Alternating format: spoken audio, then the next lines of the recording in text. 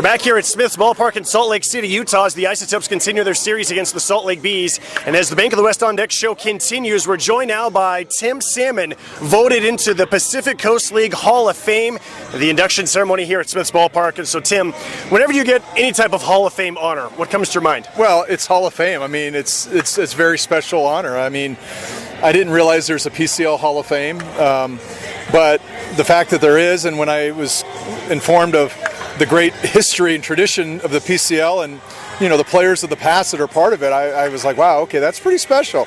I'll take that one then, you know. But, you know, at this point in my post-career, I've gone through the 5 years. Okay, I didn't get into the Major League Hall of Fame. I did get in the Angel Hall of Fame, so I figured, well, that's about it. There's nothing else there. And then they called up and said, hey, PCL says you're in the Hall of Fame. I'm like, oh, cool.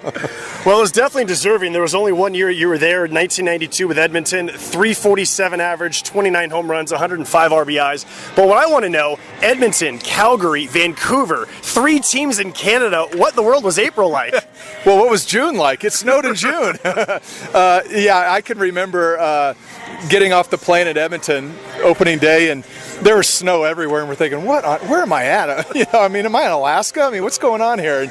Because I had never traveled outside the country, and especially that far north. So Edmonton was a unique situation for sure. But I loved it. I mean, it was the first minor league stop for me that really felt like I was playing in a city. You know, I'd been in some smaller towns, Bend, Oregon. You know, Palm Springs, you know, was kind of a ghost town in the summer, and then of course Midland, Texas, which is a small Texas town. So Edmonton, you know, we stayed in a high rise and we played downtown, and you know, the Oilers were their hockey team, so they embraced us like we were their major league team, and it was really a special deal. And I really had a fantastic summer, both on the field and off the field. You know, didn't get dark until 11 o'clock at night in the summertime. Kind of weird, you're playing at twilight all night long. But you know, I had a fantastic year, so I have great memories.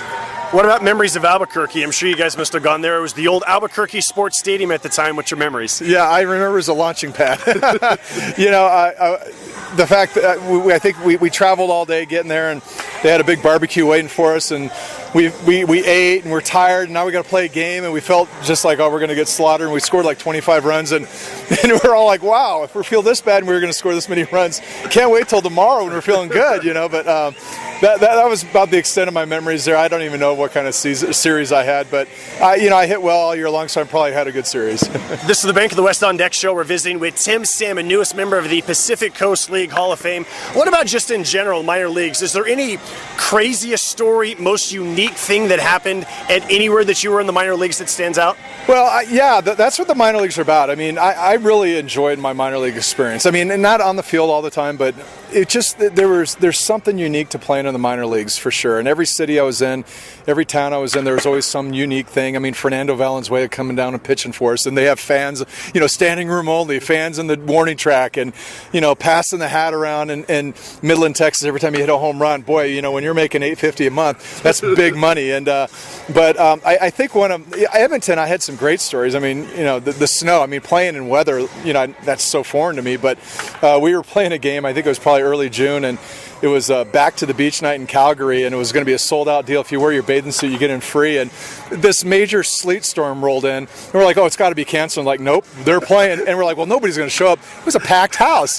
And they made us play for 5 innings standing out there in a sleet. I consider it a hail, but it was a hailstorm, and it was freezing. I'm thinking, what on earth are these Calgary? Holy, what kind of are these people made out of? So, but yeah, I could go on. I could write a book on minor league stories. It was a great experience, and sometimes it's a little, looking back, I mean, sometimes it's a little more fun than playing in the big leagues because you don't have all the pressures that go with playing at the highest level. And, you know, anybody can handle it when it's going well, but when it's not going well, you know, it becomes a job. And it never felt like it was a job in the minor leagues. You mentioned in Edmonton, the Edmonton Oilers, the hockey team. How much were you able to go to games and kind of see Canada's favorite sport, hockey? Yeah, well, Peter Pocklington, I believe, was the owner of the Oilers then, and he was the owner of our of the Trappers. So, and I grew up in Arizona, so we're talking, you know, the late '80s, early '90s. I mean, I didn't grow up playing hockey, so hockey was so foreign to me. But we got to go to the postseason games they had. I mean, it's baseball, so you're playing every night too. But we did have an opportunity to go to a postseason game, and we sat in the nosebleeds, and I'm watching this game on ice, going, "Where's the ball? I mean, the puck. What are they doing?" I couldn't track it. That puck was so small from the upper decks, but it was still cool though, because you felt like you're in this big city that was really getting excited about, the NHL and the hockey, the whole deal. And so, like I said earlier, it felt like it was the first time I was playing in a major city. This is the Bank of the West on Deck show. We're visiting with Tim Salmon, newest member of the Pacific Coast League Hall of Fame. So these days, retirement. What did you think retirement was going to be like? What do you stay doing to stay busy?